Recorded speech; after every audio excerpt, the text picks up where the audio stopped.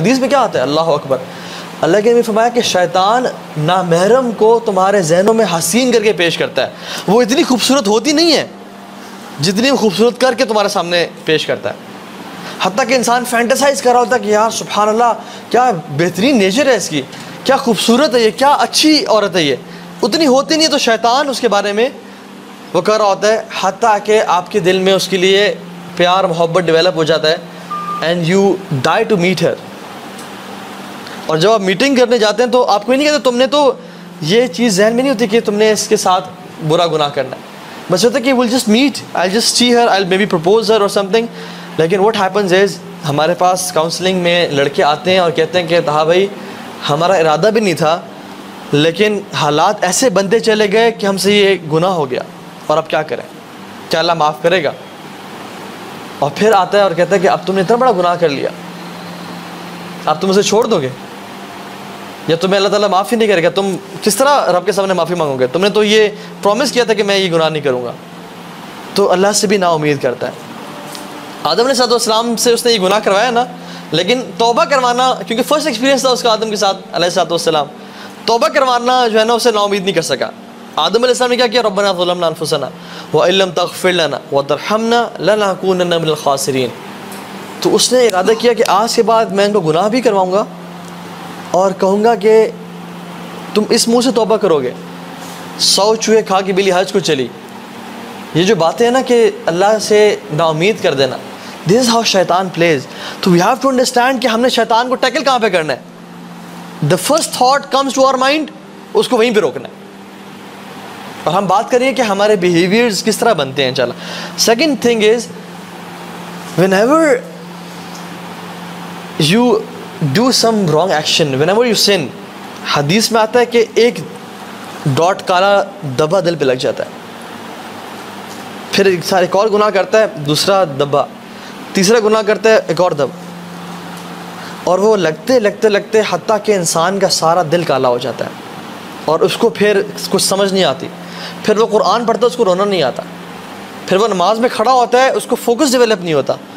پھر وہ لیکچر سنتا ہے لوگ رو رہے ہوتے ہیں اس کو رونا نہیں آتا. وہ کہتا ہے یار مجھے کیا مسئلہ ہے، مجھے اثر نہیں کر رہی چیزیں. اس کی وجہ یہ ہے کہ کچھ گناہوں نے اس کو جکڑا ہوا ہے. یہ بندہ ایسا ہے جیسے امیجن کریں اس کے گرد نا لوہے کی چینز لپٹی ہوئی ہیں جو کہ اس کو مسجد جانے نہیں دیتی. چاہتا تو ہے لیکن کوئی یہ چیزیں روک کے رکھتی ہیں. اور یہ کیا ہے؟ یہ گناہ ہے انسان کے.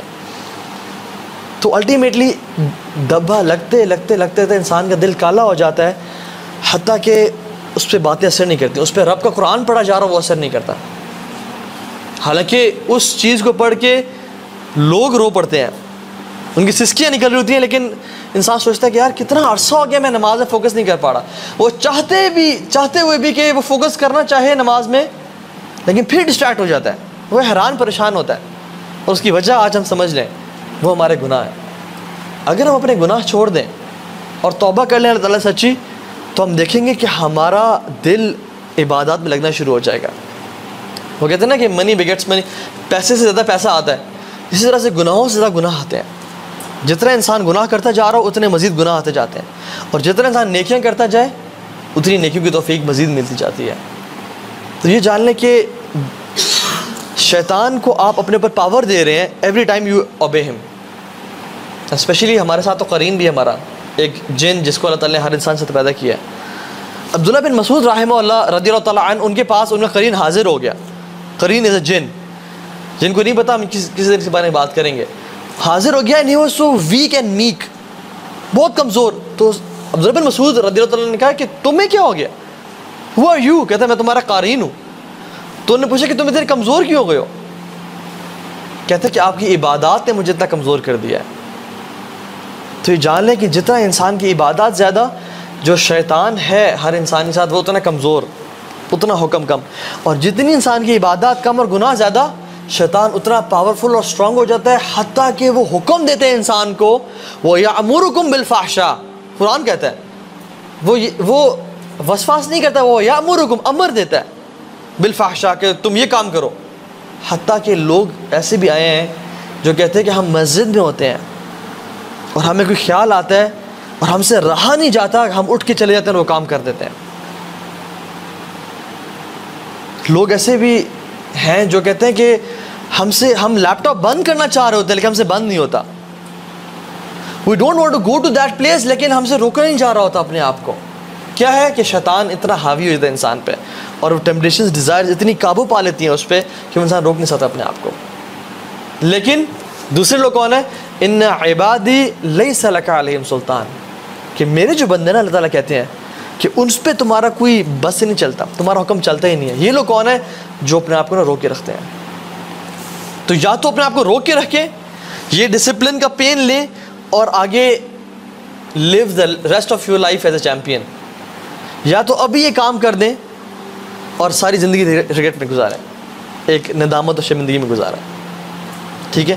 اور یہ جو لیکچر ہے نا, سب سے پہلے میں نے سوچا کہ مجھے اس چیز کی نصیحت ہے, تو یہ جو بات میں کر رہا ہوں سب سے پہلے یہ مجھے اس کی ضرورت ہے, یہ میرے لیے اپنے لیے ہے. کیونکہ جب انسان بولتا ہے نا تو اس کو سب سے پہلی چیز جو جا رہی ہوتی ہے اس کے اپنے دل میں جا رہی ہوتی ہے, اور پھر باقیوں کو افیکٹ کر رہی ہوتی ہے.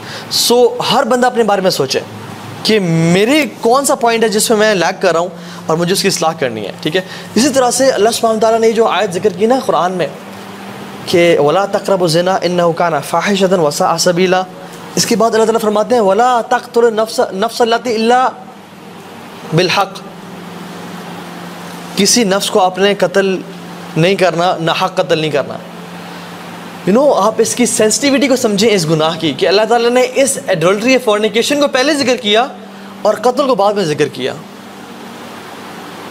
پرائورٹی دیکھیں کہ کیسے پہلے اس کا ذکر کیا اور پھر قتل کا ذکر کیا. قتل بھی نہیں کرنا, کیونکہ قتل فزیکل مرڈر ہے, لیکن جو زنا ہے یہ اسپریچول مرڈر ہے. انسان اپنے آپ کو مار رہا ہوتا ہے اسپریچولی, وہ دیکھنے میں تو زندہ ہے لیکن اندر سے مردہ ہے. اور وہ انسان چلو دیکھنے میں تو مردہ ہے لیکن کیا پتہ اس کی روح پاک اور صاف اور وہ جنتوں میں سیر کر رہا ہو. So spiritual murder is more dangerous than physical murder itself. کتنے ہی لوگ ہیں جو کہ چل پھر رہے ہیں لیکن اندر سے وہ مردہ ہیں.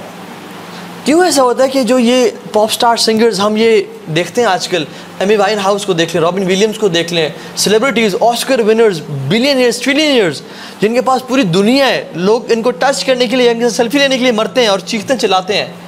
یہ اپنے آپ کو اوور ڈوز آف الکوہول سے مار رہے ہیں, یہ اپنے آپ کو سوسائڈ کر کے مار رہے ہیں. ٹونی اسکاٹ کو دیکھ لیں آپ, کتنے ہی لوگ ہیں. کیوں؟ کرٹ کوبین کو دیکھ لیں آپ, کیونکہ ان کا جو اندر ہے نا یہ مر چکا ہوتا ہے, ان کو زندگی کا مقصد سمجھ نہیں آ رہا ہوتا. They are living beings, they are ایوری تھنگ. ساری زندگی انہوں نے باڈی کو فیڈ کیا لیکن سول کو کبھی غذا دی نہیں, اس لیے وہ تڑپ تڑپ کے نا مر جاتی ہے. اور جب اندر سے انسان مر چکا ہو پھر اس کی لائف جتنی بھی امیزنگ ہو نا, جتنا مرضی پیسہ اور بے شک وہ گولڈ پلیٹڈ واش رومز میں کموڈ سے بیٹھ رہا ہو یا اس کی گاڑی گولڈ پلیٹڈ ہو, اس کو زندگی کا مزہ نہیں آتا. لیکن اگر اندر زندہ ہے نا تو اس کو ایک کھجوری کھانے کو ملے نا تو اس کی زندگی امیزنگ ہوتی ہے. اللہ کے نبی کو دیکھ لیں آپ, صحابہ کو دیکھ لیں. ایک صحابی رومن ایمپرر کے پاس گئے اور کہا کہ اس نے کہا کہ تم کیا میسج لے کے آئے ہو, اگر تمہیں مال چاہیے, دولت چاہیے تو ہم تمہیں دیتے ہیں, تم کیا ہم سے لڑو گے آ کے, تم اسلام کے میسج کیا تم چاہتے ہو؟ تو کہتے ہیں کہ لنخرج العباد بالعبادت العباد الى عبادت رب العباد, کہ ہم لوگوں کی غلامی سے نکال کے ایک رب کی غلامی میں لانا چاہتے ہیں. یہ ہمارا مشن ویژن ہے. اور وہ تھے کس طرح کے, ان کے ہاتھ انگلیاں ٹیڑھی ہو چکی تھیں تلواریں پکڑ پکڑ کے, اور ان کے پاس شیلڈز تھی بھی نہیں, انہوں نے چمڑے کے غلاف لپیٹے ہوئے تھے. یہ ان کا حالت تھی. لیکن کانفیڈنس کیسا, زندگی کیسی, پرپس کیسا, کہ رومن امپائر, پرشین امپائر کے سامنے ایسے سیسا پلائی دیوار کی طرح کھڑے ہیں. اس کی وجہ کیا تھی؟ ان کا اسپریچول سیلف زندہ تھا.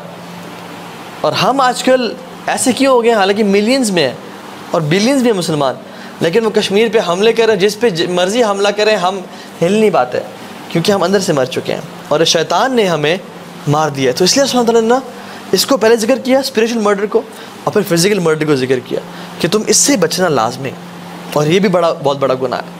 تو you have to see the sensitivity of how Allah subhanahu wa ta'ala places ayat of Quran.